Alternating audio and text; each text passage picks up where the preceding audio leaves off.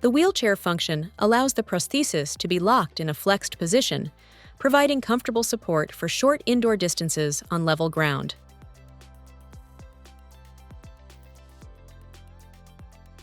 To lock the knee joint, lift the prosthesis to the desired angle using either the contralateral foot or your hand.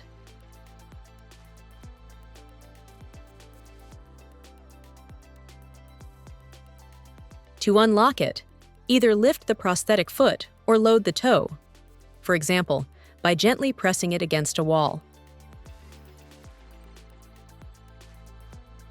The knee joint must be properly calibrated to prevent unwanted unlocking while using this feature.